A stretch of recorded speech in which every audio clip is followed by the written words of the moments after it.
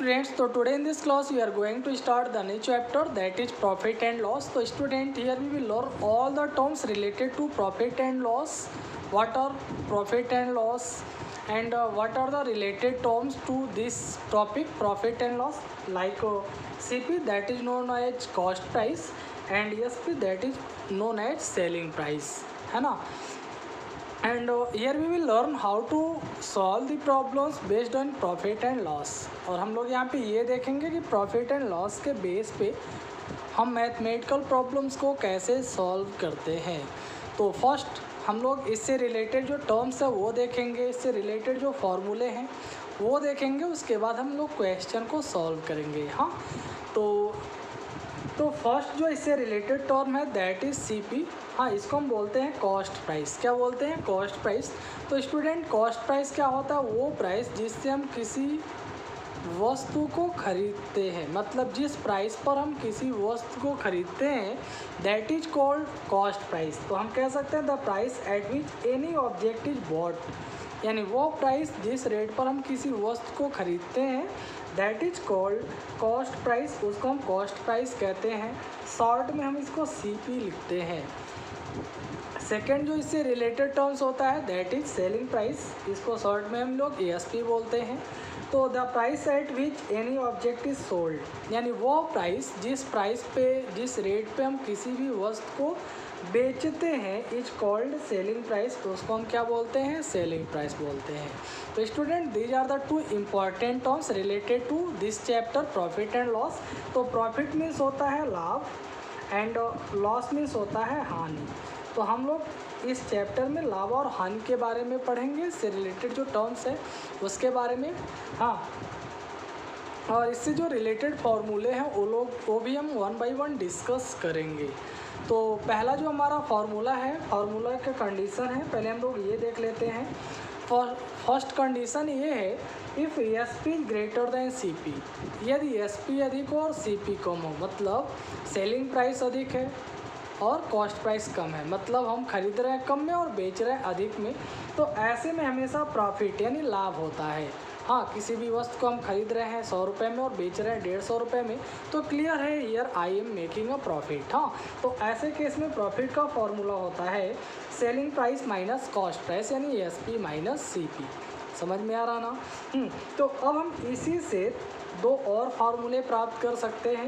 If you have to find SP, मान लेते हैं अगर हमें एसपी फाइंड करना है तो हम सीपी को इधर लाकर, हाँ, अगर प्रॉफिट में ऐड कर दें तो आ जाएगा. तो इस तरह से एसपी इक्वल टू हो जाएगा कॉस्ट प्राइस प्लस प्रॉफिट. और अगर हमें सीपी फाइंड करना है तो सीपी इक्वल टू हो जाएगा, ये प्रॉफिट इधर आ जाएगा, यानी एसपी माइनस प्रॉफिट.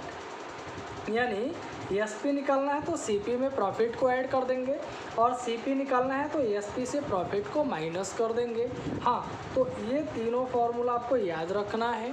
हाँ, इस तरह के क्वेश्चन को सॉल्व करने के लिए ऐसे इससे रिलेटेड जो लॉस पे हमारे पास फार्मूले हैं वो भी हम लोग देख लें. तो if CP is greater than SP, पहला हमने कंडीशन बताया था, यदि एसपी अधिक होगा यानी सेलिंग प्राइस अधिक है, कॉस्ट प्राइस कम है, तो ऐसे में हमेशा प्रॉफिट होगा. हाँ, बट अगर सीपी अधिक हो गया, एसपी कम हो गया, मतलब हम खरीदे हैं अधिक में और बेच रहे हैं कम में, जैसे हमने किसी वस्तु को खरीदा 100 रुपये में और बेच रहे हैं हम 80 रुपये में, हाँ, तो यहाँ पे क्या होगा? लॉस होगा. तो ऐसे केस में if CP is greater than SP then it will be loss here. तो लॉस इक्वल टू हो जाएगा सीपी माइनस एसपी, यानी सीपी से एसपी को माइनस कर देंगे तो लॉस आएगा. हाँ, और लॉस के केस में एसपी इक्वल टू होता है सीपी माइनस लॉस और सीपी इक्वल टू होता है एसपी प्लस लॉस. ये 3 और फार्मूले हो गए लॉस के बेस पे. तो 3 फार्मूले ये प्रॉफिट के बेस पे और ये 3 फार्मूले लॉस के बेस पे आपको याद रखने हैं. बस यही फार्मूला यूज करके हमें सभी क्वेश्चन सॉल्व करना है. तो let us see one by one the questions related to profit and loss. So let us solve this question. So here you are given message, Khan bought a radio for rupees 1690. कह रहा Mrs Khan ने एक radio को 1690 रुपये का यानी 1690 रुपये का ख़रीदा. तो हमने बताया था आपको जिस रेट से हम किसी वस्तु को ख़रीदते हैं दैट इज़ कॉल्ड सीपी. तो इसका मतलब ये सीपी है. सीपी ऑफ रेडियो यहाँ गिवन है रुपीज 1690, ये रेडियो का सीपी गया है। हाँ, फिर कह रहा and later sold it for rupees 1620, फिर उन्होंने बाद में इसे इतने रुपए में बेच दिया। तो जिस रेट से हम किसी वस्तु को बेचते हैं दैट इज कॉल्ड ईएसपी, उसको हम क्या बोलते हैं ईएसपी। तो उन्होंने बेचा कितने का, रेडियो का उन्होंने सेलिंग प्राइस रखा यानी 1620 में बेच दिया, यानी 1620 में बेच दिए। हाँ, खरीदे कितने का है 1690 का और बेचे कितने का है 1620 का। तो ये सेलिंग प्राइस इस कॉस्ट प्राइस से क्या है, कम है। इसका मतलब सीपी जो है वो ईएसपी से ग्रेटर हो गया। तो आप बताएंगे because CP is greater then ESP. हाँ, सीपी अधिक है और ईएसपी कम है, CP is greater then ESP. तो ऐसे केस में क्या होगा, लॉस होगा। क्या होगा, लॉस होगा ना। तो यहाँ पूछ रहा फाइंड हर प्रॉफिट और लॉस, तो आपको बताना इसका प्रॉफिट हो रहा है या लॉस हो रहा है। तो लॉस हो रहा है तो लॉस इक्वल टू होता है, हमने बताया था लॉस इक्वल टू होता है सीपी माइनस ईएसपी, जो मैंने आपको फॉर्मूला बताए हैं। बस आपको वो फॉर्मूला याद रखना है, उसी पे सॉल्व करना है। तो लॉस इक्वल टू होता है सीपी माइनस ईएसपी। सीपी कितना है 1690 और ईएसपी कितना है 1620। माइनस कर लेते हैं, 0 से 0 माइनस होगा 0, 9 से 2 माइनस होगा 7, यानी 70 रुपये आ गया। 70 रुपये का इनका लॉस हो रहा है। तो ऐसे हम लोग एक और क्वेश्चन देखते हैं। So here the second question is और शॉपकीपर बॉट और टीवी फॉर रुपीज़ 18 to 50, यानी एक शॉपकीपर 18,250 रुपये का एक टीवी खरीदा। तो इतने का खरीद रहा है, यह मतलब क्या हो गया, सीपी हो गया।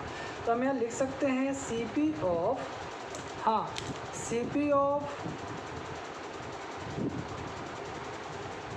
टीवी, यानी टीवी का सीपी कितना है 18,250 रुपये। दिस इज़ द सीपी, ये सीपी गिवन है।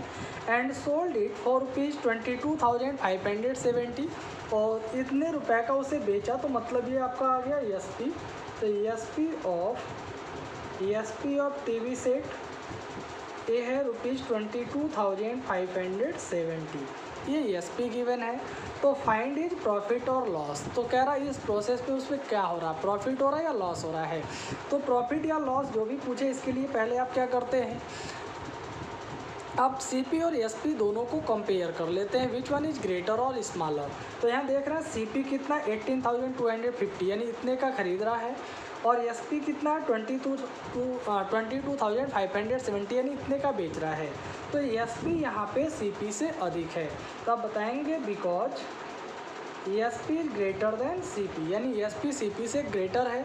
तो जब ESP अधिक होता है CP कम होता है, तो ऐसे केस में हमने बताया था प्रॉफिट होता है। तो यहाँ प्रॉफिट हो रहा है, तो प्रॉफिट इक्वल टू होता है ESP माइनस CP। क्या होता है ESP माइनस CP, यानी सेलिंग प्राइस से कॉस्ट प्राइस को माइनस कर देते हैं। तो सेलिंग प्राइस कितना है 22,570 और सेलिंग प्राइस है 18,250। तो 0 से 0 निकलेगा 0, और 7 से 5 निकलेगा तो 2, और यहाँ 5 से 2 निकलेगा तो 3 आ गया, और 12 से 8 माइनस होगा तो 4, यहाँ 1 से 1 0, यानी 4,320 रुपये का यहाँ प्रॉफिट हो रहा है। तो आई होप आपको ये क्वेश्चन भी समझ में आया होगा।